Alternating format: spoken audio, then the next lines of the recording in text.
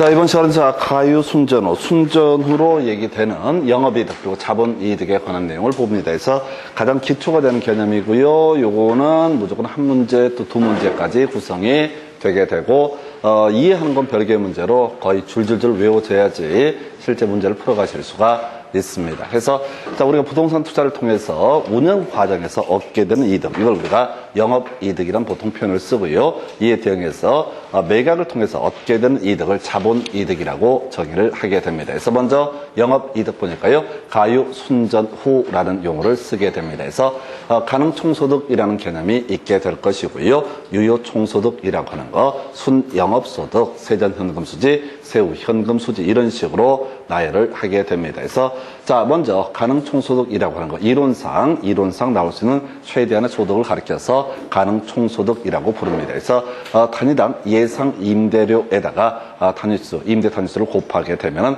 이게 가능총소득이라고 하는 것, 이걸 갖고 이제 수익 투자 여부를 판단하는 사람도 있을 수가 있겠고요. 그 다음에 이제 실제 이 돈이 다 들어오지는 않습니다. 공실, 그 다음에 불량부채 충당금이라고 하는 것이 발생할 수 있어요. 그래서 임대가 안 됐을 때 이걸 우리가 공실이라고 부르게 될 테고, 그 다음에 불량부채 충당금이라는 것은 이런 의미를 가지고 있죠.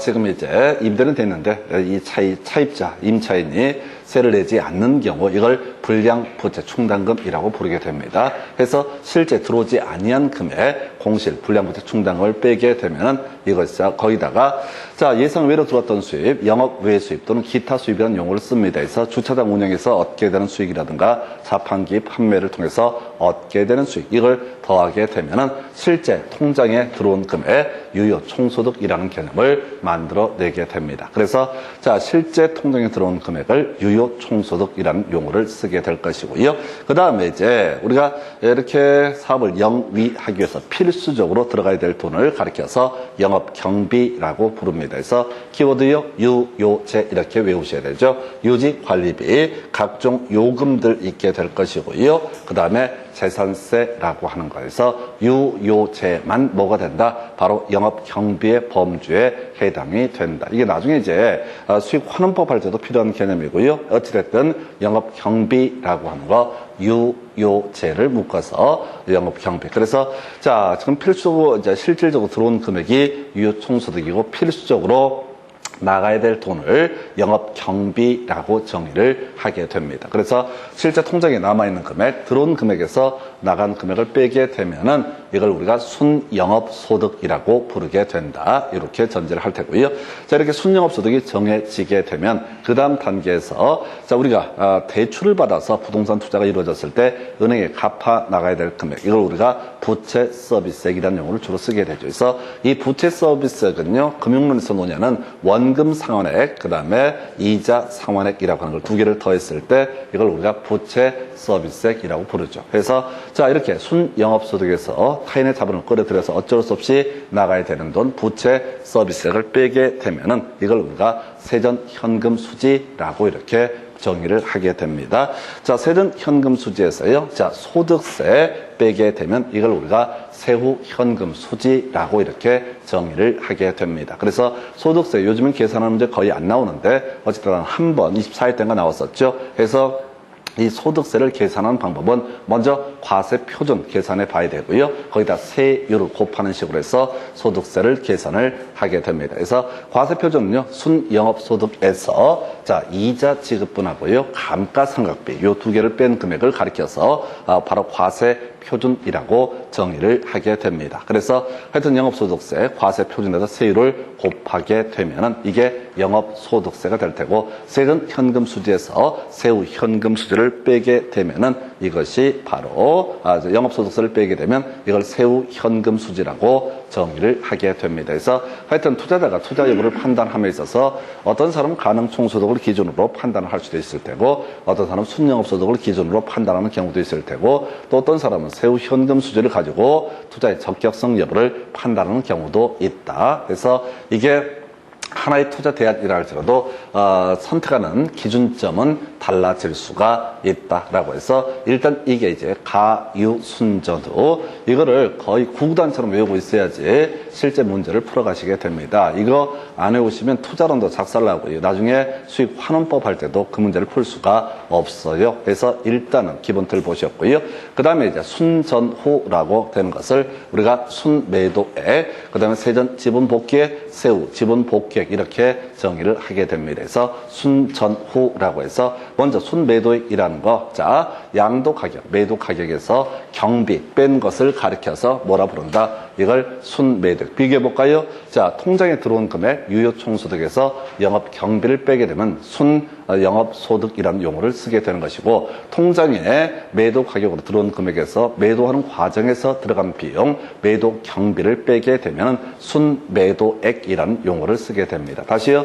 순영업소득이 뭐야? 자, 들어온 금액에서 필수적으로 나간 돈들을 빼는 것을 순영업소득, 이에 대해서 순매도액이라고 하는 것은 실제 들어온 금액, 매도 가격에서 필수적으로 나가는 돈, 매도 경비를 빼게 되면 이걸 우리가 매도액이다 이렇게 얘기를 하죠. 그래서 자, 이 순매도액이 정해지게 되면 이 사람이 이제 팔 때, 자, 우리 민법에서 공부하시게 되죠. 그래서 매매가 계약이 체결되게 되면은 자, 매수인과 매도인 사이에 바로 매매 비용이라고 하는 것은 원칙적으로 절반씩 부담을 하게 된다. 그래서 계약서 작성 비용이라든가 측량 비용 이런 것이 소위 매매 비용이 되게 된다. 이런 식의 논리 구조가 있었고요. 대신 매도인이 부담을 해야 되는 것이 저당권 말소 비용 이런 것들은 매도인이 부담을 해야 되고, 소유권 이전 등기에 소요되는 비용은 매수인이 부담한다. 이런 식의 논의를 했던 적이 있습니다. 그래서 이 매도인이 지금 이제 받은 돈에서 은행에다 저당권 말소를 하기 위해서 들어가는 비용, 이게 미상환, 아직 상환하지 않은 저당 잔금이 있으면 이걸 빼게 되면은 이게 바로 뭐가 된다? 세전 지분 복귀액 이렇게 얘기를 하게 됩니다. 그래서 은행에 아까 돈 갚았었죠? 이걸 세전 현금 수지, 은행에 돈 갚았죠? 이걸 세전 지분 복귀액이라는 용어를 쓰게 됩니다. 자, 그리고 지금 이제 아까 우리 세전 현금 수지에서 소득세 빼게 되면은 이것이 세후 현금 수지, 세전 지분 복귀액에서 소득세, 소위 양도소득세로 대표되는 자본이득세를 빼게 되면 이걸 뭐라고 한다? 세후 지분 복귀액. 그래서 소리 자체가 필수적으로 나가야 될 돈, 첫 번째 경비라고 하는 것이 있었죠. 그래서 유효총소득에서 영업 경비를 빼게 되면 영업소득이라는 개념이 됐던 것이고, 자, 매도 가격에서 매도 경비를 빼게 되면 이게 순매도액이라는 용어가 될 테고, 한편 은행에 갚아야 될 돈이 있었습니다. 순영업소득에서 부채 서비스액을 빼게 되면 세전 현금 수지. 자, 지금 순매도액에서 은행에 갚아야 될 돈 미상환 저당 잔금을 빼게 되면 이것을 세전 지분 복귀액, 세전 지분 복귀액에서 세금 내야 되죠. 세금 빼게 되면 이게 세후 지분 복귀액, 세전 현금 수지에서 세금 빼내야 되죠. 세금 빼게 되면 뭐가 된다? 세후 현금 수지, 이런 식으로 가요. 그래서 가유 순전후, 순전후라고 하는 거 7년 동안 두 문제 구성이 이루어지게 됩니다. 어떤 식으로? 자, 유효총소득을 구하기 위해서 필요한 항목을 연결하시오. 또는 자, 세전 지분 복귀액을 구하기 위해서 필요한 항목을 연결하시오. 라는 식으로도 구성이 되게 됩니다. 그래서 하여튼 요거는 기초 중에 기초가 되고요. 돌아서면 잊어버리고 하더라도 계속 반복해서 기억하실 주제. 이게 정리가 되지 않게 되면 뒤에 나머지가 아사리판이 되어버립니다. 그래서 가유 순전후, 순전후라는 개념. 자, 그리고 특히 영업이득은 응용 들어가는 것들 좀 기억을 해 주셔야 되죠. 그래서 예를 들어서 지금 논의를 할 것 중에 하나가 가능총소득은 단위당 예상 임대료 곱하기 임대 단위수, 이렇게 이제 정리를 합니다. 근데 이걸 거꾸로도 계산을 할 수가 있어야 돼요. 그래서 어디에서 유효총소득이라고 하는 부분에서 영업 외 수입을 빼야 되고요. 그 다음에 뭐를 더하면, 자, 불량부채 총담금을 더하게 되면 이게 또 뭐가 된다? 이게 가능총소득이라고 정의한다. 업어치고 매치고 이게 아주 자유롭게 구사가 될 수 있어야지 실제 문제를 풀어가요. 그래서 이 유효총소득이라고 하는 거, 가능총소득에서 공실 등을 빼고요, 영업 외 수입을 더하면 이것을 가리켜서 뭐라 부른다? 유효총소득. 자, 근데 이 가능총소득에서 공실 등을 뺀 금액을 달리 표현하면 임대료 수입이라는 용어를 쓸 수가 있습니다. 실제 들어온 임대료 수입이라고 하는 거. 여기다가 영업외 수입 더하게 되면 이게 유효총소득. 거꾸로 갈 수 있어야 되죠. 유효총소득에서 영업경비를 빼면 순영업소득이니까 순영업소득에다가 영업경비를 더하게 되면 이것도 유효총소득. 실제 계산 문제를 풀어갈 때는 이렇게 업어치고 매치고 이게 숙달이 돼야지 실제 문제를 풀어주지 순서대로 출제하지 않습니다. 그래서 어떤 데이터에서 유효총소득이 필요한데 뭐 주어진 백데이터에서는 순영업소득하고요 영업경비를 주는 사례가 있을 수가 있습니다. 그래서 그렇게 보셨고요. 세 번째 순영업소득 바로 유효총소득에서 영업경비를 뺀 금액 이렇게 얘기를 합니다. 그래서 영업경비는 다시 한번 유효재 이런 것을 영업경비라고 정의를 했었고요.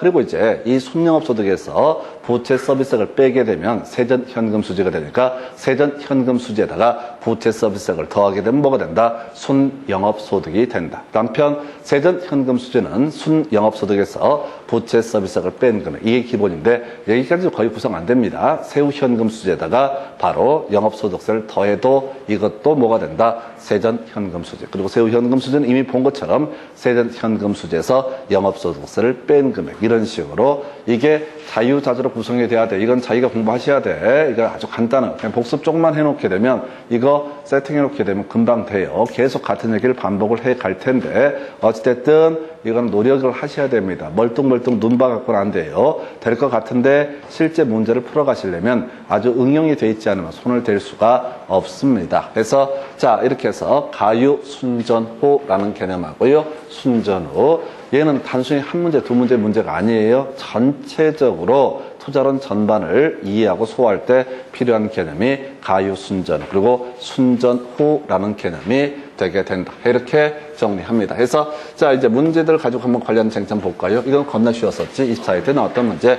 과론에 들어갈 내용을 옳게 나열한 것은 해서 그냥 가유순전후 바로 다이렉트로 써도 되죠. 그래서 자 이런 문제는 뭐 안 나오겠죠. 너무 쉬워서 단위당 예상 임대료 곱하기 임대 단위수 이게 가능총소득이라는 개념이 되게 될 것이다. 그래서 공실 빼고요. 기타 소득, 영업 외 수입을 더하게 되면 이게 유효총소득. 유효총소득에서 영업 경비라는 것을 빼게 되면은 바로 순영업소득이 되게 된다. 그 다음에 이제 지금 이제 이 영업 경비, 자 순영업소득에서 부채 서비스를 빼게 되면 세전 현금 흐름, 세전 현금 흐름에서 영업소득세 제하게 되면 세후 현금 흐름. 뒤에서 이제 우리 공부할 건데 요거 하나 미리 땡겨서 볼까요? 지금요 들어온 금액 유효총소득이라고 하는 것을 기준으로 해서 자 영업 경비라고 하는 거 뒤에서 공부할 텐데 미리 땡겨서 보겠습니다.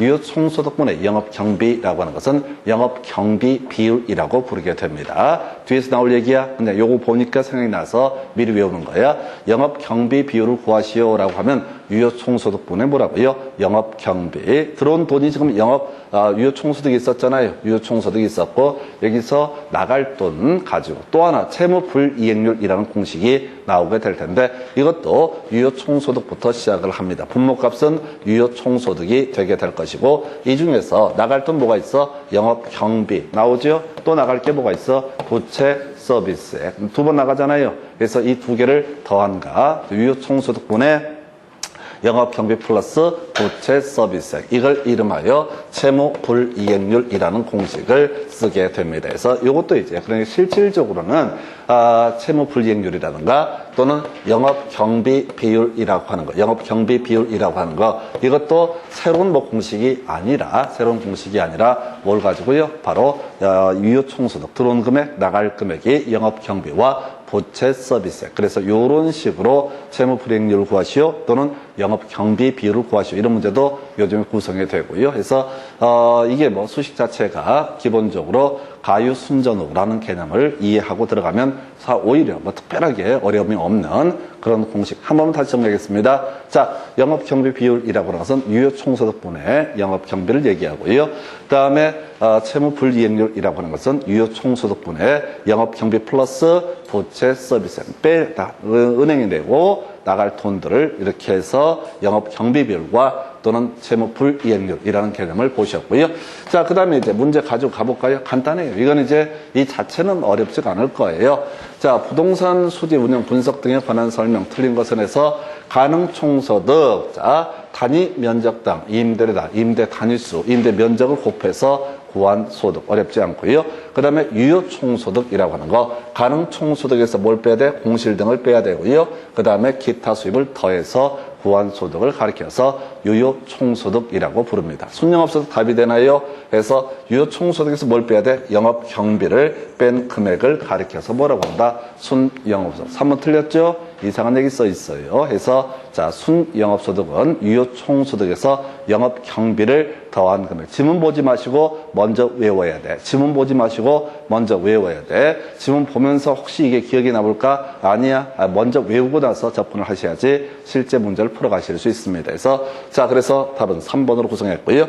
세전 현금 흐름은 순영업소득에서 부채 서비스액을 차감한 금액 이렇게 갈 테고요. 세후 현금 흐름이라는 것은 세전 현금 흐름에서 영업소득세를 차감한 소득 이런 식으로 정의를 하게 됩니다. 그래서 답은 3번 28회 때 나왔었고요. 이런 게 쉽다고 생각하시면 안 돼. 만만치가 않아. 투자론 할 때 사람들이 투자론이 한 8문제 내외가 보통 구성이 된다라고 얘기를 하는데 생각보다 많이들 틀립니다. 그래서 이렇게 보셨고요.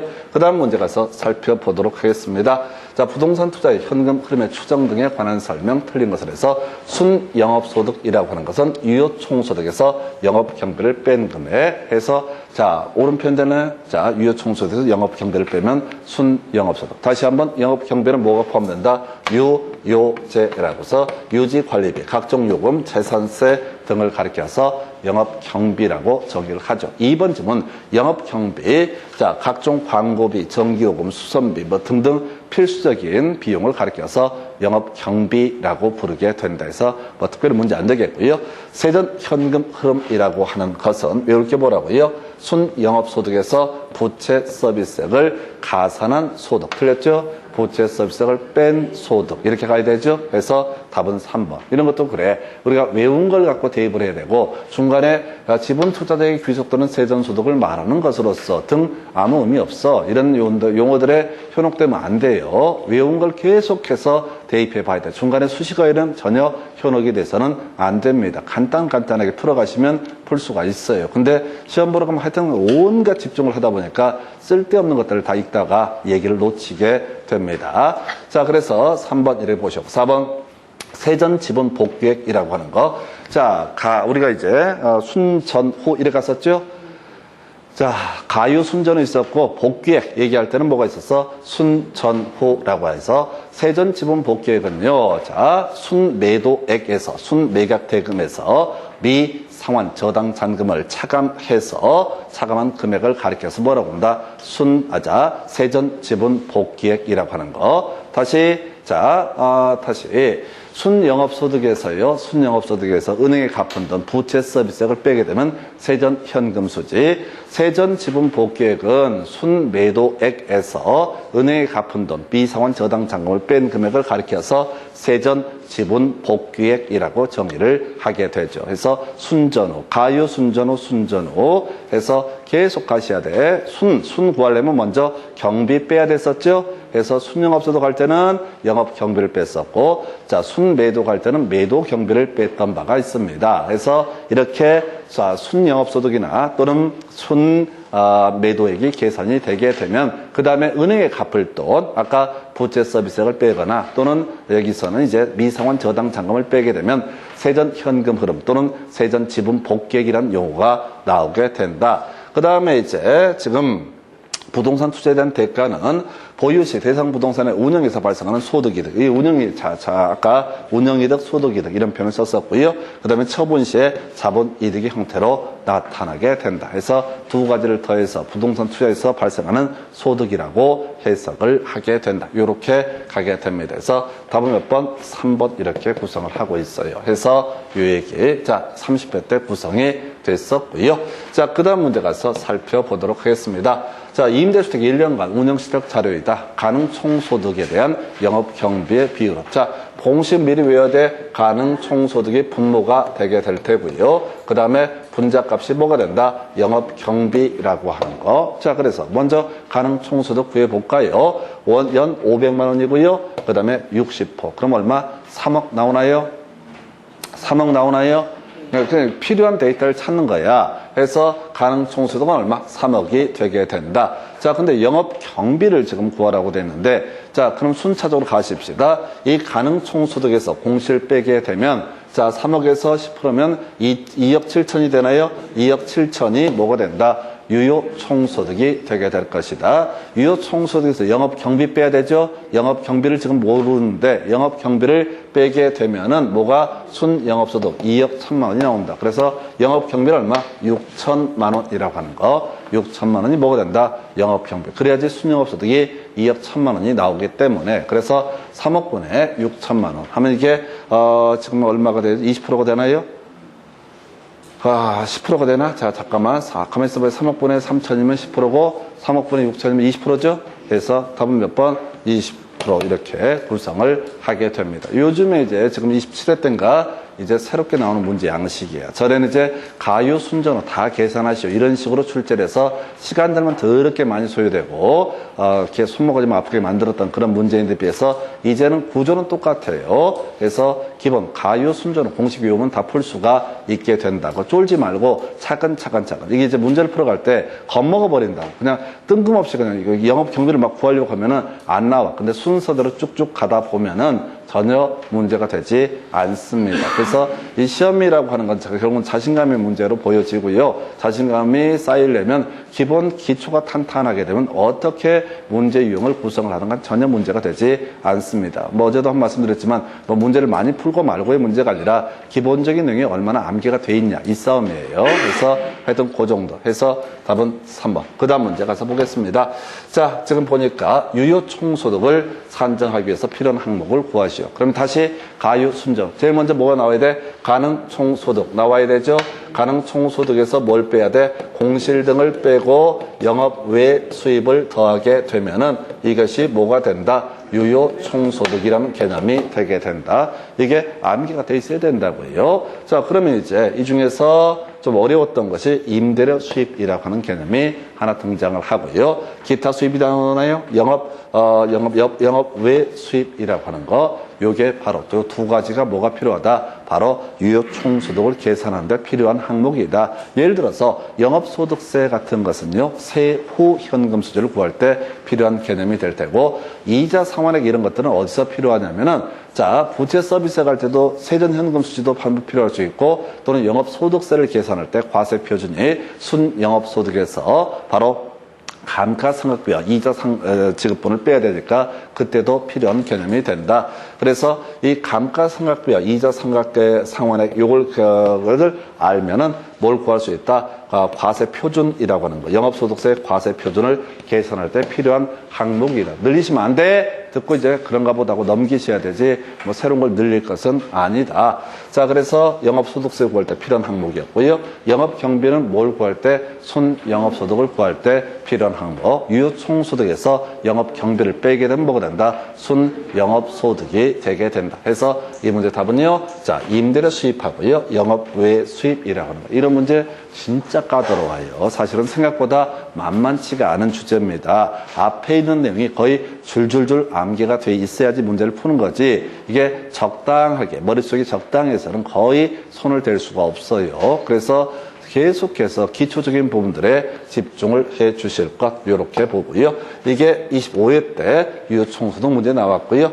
그 다음 문제 가서 보겠습니다. 자, 보게 되면은 자, 29회 때 아까 4년 후에 이제 문제를 약간 응용을 합니다. 여기서는 필요한 게 뭐냐면 순 영업소득을 구할 때 필요한 항목을 구하시오. 그 다음에 확장을 해서 세전 지분 복귀액을 구할 때 필요한 항목을 구하시오 라고 돼 있어요. 그래서 가유, 순전후 얘기로 가야 되죠. 먼저 순 영업소득을 구하려면 제일 먼저 가능 총소득 구해야 되죠.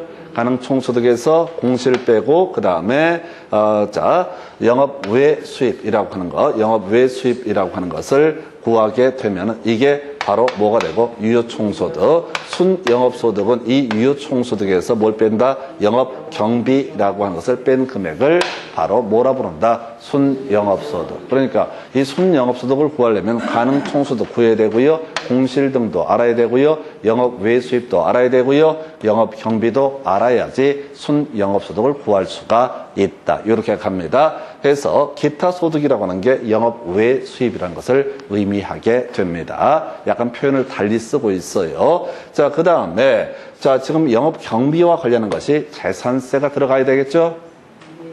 영업 경비할 때 유요재 이렇게 외웠었잖아요. 영업 경비에서 주요 이슈가 되는 게 유지 관리비, 각종 요금, 그리고 재산세라고 하는 거예요. 그래서 이 두 가지가 결과적으로 뭐와 연계되어 있다? 순 영업 소득을 계산하는 데 필요한 항목이 되게 된다. 그래서 기억하고 미음이라고 하는 것이 바로 순 영업 소득을 구하기 위한 항목이 되게 된다. 다시 가겠습니다. 자, 문제가 어떻게 나오고가 중요한 게 아니라 순영업소득을 구하려면 자, 순영업소득은 유효총소득에서 영업경비를 뺀 금액 이렇게 정의를 하게 되죠. 한편 유효총소득은 가능총소득에서 공실 빼고요. 그 다음에 영업 외 수입 등을 더한 금액을 가리켜서 뭐라고 한다? 바로 유효총소득이라고 정의를 하게 됩니다. 그래서 자, 지금요 뭐가 있었지? 기타소득. 이게 영업 외 수입을 의미하게 될 것이고 그 다음에 재산세가 영업 경비의 한 내용이 되게 된다. 그래서 순영업소득을 구해내기 위해서는 기타소득에다 자, 재산세 이 두 가지 항목이 필요하다. 두 번째, 세전지분복귀액. 다시 머릿속으로 순전후라고 하는 거, 순매도액이라는 것은 매도 가격에서 뭘 빼야 돼? 경비를 뺀 것을 순 들어가면 경비를 빼게 돼 있었잖아요. 순 들어가면 경비를 뺀다. 매도 경비를 빼야 되죠. 그래서 매도 비용 나와 있네요. 이런 게 하나 나와 있을 테고. 그 다음에 자, 세전 지분 복귀액은 여기서 다시 세금, 자, 미상환 저당 잔금이라고 하는 거. 은행에 갚을 돈 있었죠? 순영업소득에서 세전 현금 수주로 넘어갈 때는 저기 있었다. 순영업소득에서 부채 서비스액을 빼게 되면 세전 현금 수지, 은행에 갚는 돈. 그 다음에 전 지분 복귀액을 구하기 위해서는 순매도액에서 미상환 저당 잔금을 빼게 되면은 그것이 바로 뭐가 된다? 바로 세전 지분 복귀액. 그래서 답은 2번 이렇게 구성을 하게 돼요. 자, 문제 분석을 해보게 되면요. 아까 우리 25회 때 좀 쉽게 나왔던 것 중에 하나가 바로 유효총소득 구하는데 필요한 항목을 구하시오. 이런 식의 문제 구성이 이루어졌었고 29회 때 문제 구성할 때는 난이도를 좀 올려서 바로 지금 순영업소득을 구하는데 필요한 항목을 구하시오. 또는 이제 살 하나 붙여서 세전 지분 복귀의 순전후라고 하는 거 이렇게 두 개를 짬뽕을 했었고요. 그리고 아까 30회 때는요. 이런 문제도 구성이 됐었죠. 뜬금없이 4번 세전 지분 복귀액이라고 하는 거 순매도액에서 자 미상환 저당 잔금을 뺀 금액을 가리켜서 뭐라고 한다? 세전 지분 복귀. 그래서 이게 이제 문제 구성하는 영역들을 보면 꼬리에 꼬리 물고 조금씩 살을 붙여가는 식으로 구성이 되게 됩니다. 그래서 가유 순전후, 순전후라고 하는 거 외우셔야 됩니다. 그래서 그 정도 살펴드렸고요. 그 다음 문제 가서 자 이제 검토를 해보게 되면 자, 이게 이제 좀 옛날 문제예요. 25회 때 문제. 세후 현금 수주를 구하시오. 해서 옛날에 24회, 25회 정도까지, 24회나 많으면 25회까지는 좀 구질구질하게 문제를 구성했던 사례들이 있습니다. 막 계산을 막 정신없이 해야 했던 그런 문제들. 요즘에는 거의 구성하지 않고, 아까 27회 때 문제 보면 가능 총소득에 대한 영업 경비의 비율을 구하시오. 이런 식으로 흔들었던 바가 있습니다. 해서 자 일단 이 문제는 세후 현금 수지 그럼 차근차근 한번 가보겠습니다. 이건 단순하게 노가다의 문제예요. 가능 총소득이 4,800만 원, 공실이 5%니까 얼마? 240만 원이라는 것이 되겠죠. 그래서 나머지 데이터가 없어요. 그러니까 가능 총소득 4,800에서 240을 빼고 영업 외수입이 없거든요. 요걸 빼게 되면은 결과적으로 유효 총소득, 가능 총소득은 4,800, 유효 총소득은 얼마? 4,240을 빼게 되면 500 260만 원이라는 것이 유효 총소득이 되게 됩니다. 뭐 메모하실 건 없고요. 훈련하시는 거야. 유효 총소득에서 이제 순영업소득 넘어가려면 영업경비라는 것을 빼야 되는데 240이 영업경비가 되게 됩니다. 그럼 순영업소득이라고 하는 것은 240을 빼면 4,320만 원이라는 것이 순영업소득이 되게 된다. 이 순영업소득이라고 하는 이 부분에서 이제 지금 부채 서비스에 은행에 납입한 원금과 이자의 합산액을 빼게 되면 이게 뭐가 된다? 세전현금수지 해서 세전현금수지라고 하는 거 원금과 이자의 합산액 빼게 되면 얼마? 1,000만 원 빼야 되죠? 그러면 이 3,320만 원이라는 금액이 세전현금수지가 되게 된다. 한편 세후현금수지라고 하는 것은 세전현금수지에서 영업소득세를 빼야 된다. 근데 영업소득세를 계산하려면 과세표준을 먼저 계산을 해봐야 돼. 과세표준은요, 순영업소득에서 자, 두 가지 빼야 되겠죠? 이자 비용과 감가상각비를 빼게 되면 그게 바로 뭐가 된다? 과세표준. 그래서 세후현금수지를 구하려면 먼저 세금, 영업소득세를 계산을 해봐야 되는데 영업소득세라고 하는 것은 과세표준 곱하기 뭐가 된다? 세율. 이때 과세표준은 순영업소득에서 지금 이자하고요. 그 다음에 감가상각비를 뺀 금액, 이걸 우리가 과세표준이라고 부르게 된다. 순영업소득에서 이자 지급분하고 감가상각비를 뺀 금액을 과세표준이라고 정의를 하게 됩니다. 그래서 지금 보니까 순영업소득이 4,320만 원, 이자 지급분이 얼마? 800만 원, 감가상각비가 200만 원 빼게 되면 과세표준은 얼마? 3,320만 원이 될 것이고 이 과세표준 3,320에다가 세율이 얼마냐면 20% 0.2를 곱하게 되면 664만 원이라는 것이 이자가 영업소득세가 되게 된다. 그래서 아까 구했던 3,320만 원에서 664만 원을 빼게 되면은 이것이 바로 세후 현금 수지가 되게 된다. 그래서 답은 2,656만 원인가요? 이렇게 이제 구성을 하는데 이게 썩 좋은 문제는 아닙니다. 왜냐면 노가다의 극치거든. 하나하나 다 계산을 해야 했던 그런 문제이고 이런 문제는 사실은 썩 좋지가 않습니다. 왜냐면 산수 실력을 따지는 문제지 이게 너무 난이도가 높아져요. 그래서 다만 아까 말씀드린 것처럼 이게 마지막 문제야. 25회 때가 이렇게 지저분하게 구성했던 문제 마지막 문제가 되게 될 것이고 그 후로는 아까 가능총소득 분의 영업경비의 비율을 구하시오. 이런 식의 문제 또는 순영업소득을 구하는 데 필요한 항목을 연결하시오. 또는 세전지분 복귀액을 구하는 데 필요한 항목을 연결하시오. 이런 식으로 문제 유형이 좀 바뀌어요. 그래서 계산이 포인트가 아니에요. 사실은 이건 다 알더라도 일본 훨씬 더 많이 소요되는 그런 유형의 문제입니다. 근데 크게 신경 쓰실 필요 없어. 한번 문제가 있으니까 지금 우리가 나머지 가유 순전은 다 외웠던 것이고요. 좀 덜 외웠던 것이 아마 영업소득세 계산 방법일 것이고 영업소득세를 계산하려면 먼저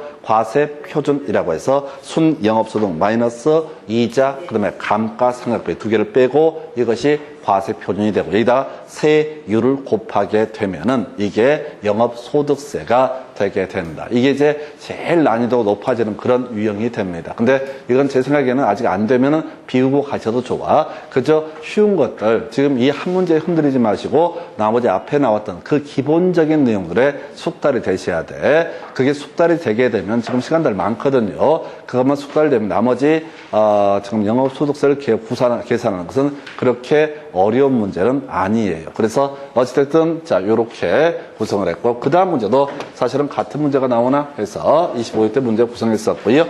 자 그 다음 지금 이제 논의하게 될 게 화폐 시간적 가치라는 개념. 잠시 끊었다 여기서 다시 이어서 설명을 드리겠습니다.